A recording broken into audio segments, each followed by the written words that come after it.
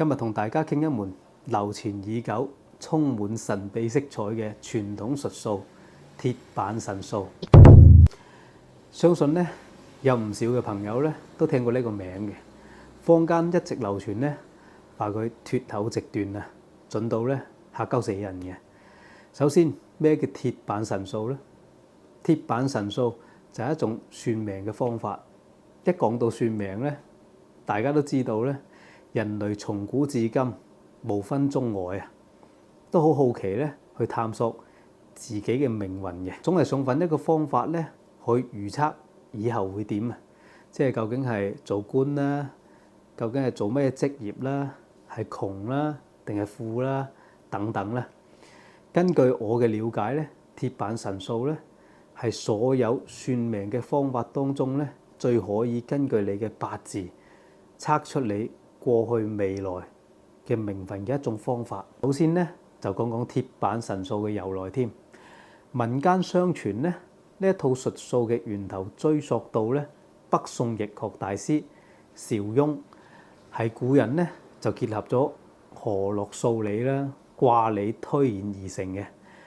而真正成形流傳至今完整嘅體系呢，喺清代嘅時候呢就被整編完善嘅。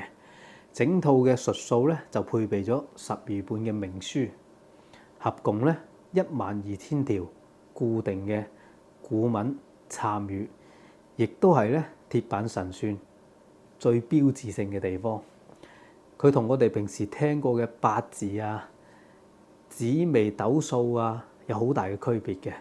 普通命理多數呢都係分析下你嘅性格啊、預測下你嘅運程啊等等。但係鐵板神數咧就真係唔一樣嘅，佢以生辰八字為基礎，配合咗專屬嘅數理推算，再對應咧書本上入邊嘅條文，主打咧精準到你以前過往發生過乜嘢事咧，細節到咧嚇鳩死你嘅，即係好少一啲模棱兩可嘅講法嘅。而且鐵板神數咧呢個術數咧，即係從古咧都係好低調嘅。即係傳俾人咧，都係十分嚴謹嘅，即係唔似我哋而家普通嘅一啲八字算命啊等等，即係好容易會俾人學識嘅。咁咧就會令到佢更加神秘啦。講到鐵板神數嘅真實體驗咧，就一定要引用倪匡嘅親身經歷啦。作為4大才子之一咧，佢曾經就喺節目裏邊咧就分享過佢曾經咧就體驗過鐵板神數嘅全過程嘅。倪匡話咧，當時佢咧純屬出於好奇嘅啫，聽聞咧就係有位師傅咧就推算十分出名嘅，好多個朋友試過咧都話準到咧飆晒冷汗、青晒面個挺添，咁佢就親身上門試一試啦。咁佢嘅回憶咧，師傅咧用嘅嘢就好簡單嘅，就一個算盤啊，就同之前講嘅12本命書啊咁結合埋一齊嘅啫。咁全程咧，個師傅就唔會問你一啲多鳩餘嘅問題嘅，就係問你嘅出生年啊、月啊、日啊、時啊，咁佢就即刻攞起個算盤咧，噼哩呱咁喺度算嘅啦。咁一邊推算咧，就一邊喺度對照命書嘅一啲條文啦。成個過程咧就幾乎咧就唔多講嘢嘅。咁最後咧講出嚟嘅內容咧，都係倪匡由細到大啊、屋企啊、六親啊等等嘅事情咧，甚至有一啲咧就只有佢自己知道嘅事嘅，即係準到咧，即係邊聽咧佢都話喺度不停喺度驚嘅，即係會震，因為佢嘅條文裏邊咧有好多一啲唔好嘅嘢嘅，即係甚至一啲即係我哋所講嘅冚家產啊等等之類嘅事情啦。咁非常之恐怖，即係大多數人都會聽到飆晒冷汗嗰隻嘅。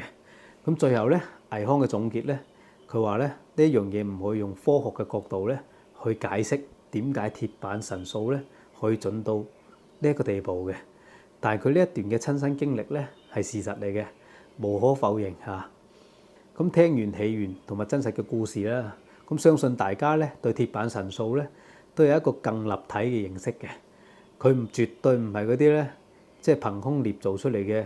江湖流嘢，即係喺街邊裏邊求其攞起本書啊，就話鐵板神數嗰頂添。咁咧絕對係古人咧整合出嚟嘅各類嘅數理。明理知識流傳落嚟嘅一套傳統體系。而佢最令人神奇嘅地方咧，就係對過往嘅經歷咧，好精準咁還原。但據說咧，而家識嘅人咧就真係好少嘅。當然，我哋都要理性咁去睇算命呢一樣嘢，即係無論係邊一種嘅傳統術數咧，都係作為一種參考嘅啫。古人流傳落嚟嘅智慧咧，更多嘅係希望我哋認清自身嘅，看清過往啦，從而趨吉避凶，好好經營過往嘅生活啊！今日鐵板神數咧就分享到呢一度，下期再見，拜拜。